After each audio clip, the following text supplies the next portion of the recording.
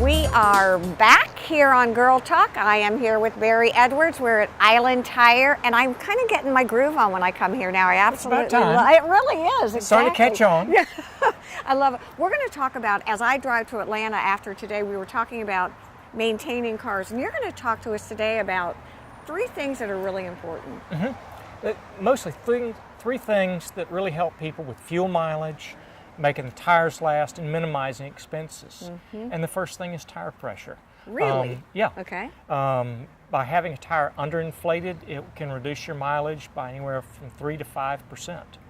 I didn't realize that. Yeah, Okay. it literally keeping the tires. There was an estimate somewhere on a study that said that underinflated tires cost people somewhere between $125 to $250 a year. And that's with people driving very moderate mileages. How do I know if my tires are under or over inflated? Okay, well the first thing, and we'll show you this, is in the door placard. On the door, in every vehicle nowadays, there'll be a little sticker, and it will say, cold tire pressure should be X for the front. It'll say maybe 32 or 35. But you need to pay attention, just like looking at the owner's manual, is that it sets a specific pressure, and it's specific to that vehicle. It means that's what the suspension was designed for.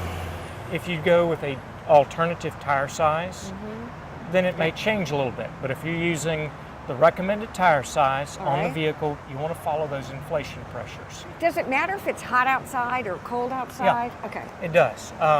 Tires are generally filled with air, and so like when you have in the fall like now, you get a little cold snap, we get a whole bunch of people coming in because the tire pressure warning lights come on.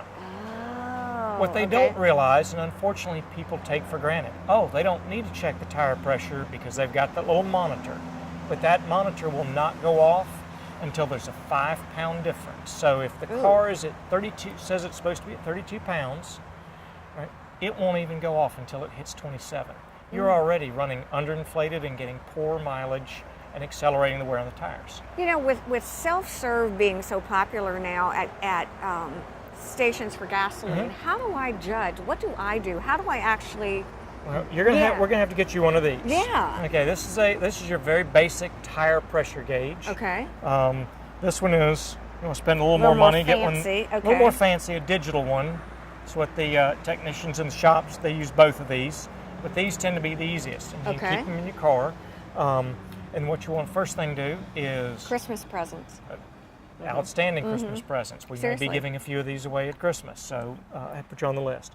You want to check that placard, see what is the recommended pressure. All right. In this case, this vehicle calls for 32 pounds. Okay. So, and the best time to check the tire is going to be in the morning. It's at cold temperature. Okay. It's normal pressure. If you've been driving, like on your trip to Atlanta, by the time you get there or part way, they're already going to be pretty warm. Okay, so you want to check. Let's see. And do I just push it right on? Okay. All right, and that one's right at about 30 pounds. Wow. Let's check it with this one. Yeah, this one's actually a little low. Yeah. Oh, and interesting. this gauge, this one is about 4 pounds low. So before it leaves, this car will air up the tires to 32 pounds in the rear and 30 in the front, which is what this one calls for. Oh, which makes so much sense. Most people don't realize that tires normally lose anywhere from 1 pound to 1.5 pounds per month. Just from normal wear and tear? Well, a tire is really nothing. It's a very sophisticated balloon. So we've talked about this before. You can blow up balloons for a party. The next morning you get up and you've still got the balloons. They're holding air, but they're obviously not holding as much. It's because air can migrate through the pore space. Oh, it makes so much sense. All right. The pore space just happens to be a much thicker piece of rubber. Second thing I can do to save fuel mileage. Well, fuel mileage and tire wear is rotate them. Rotate the tires. Okay. Particularly on Hilton Head. We have so many low-speed driving combined with the not many straight roads. Okay. Think about any of the plantations. Yeah. All right, so the front tires really take a beating. Okay. All right, if you go too long between rotations, the front tires will literally be worn out and the back tires are fine. What do you like to see as far as rotation? How much? And I know we've only got about a minute. Okay, about every 5,000 to 6,000 miles. So if somebody's using a regular oil change, 3,000 miles, do it then. Every other. Every other. Okay, that makes sense. And if they use synthetic, where they're changing the oil every 5,000 to 6,000, okay, do it every oil change. All right, last but not least, make sure you get a tune-up. Cars nowadays don't need to be tuned up, but most of them about every 100,000 miles. We see a lot of problems with people going beyond that because it's out of sight, out of mind. The second thing is periodically do a fuel induction service.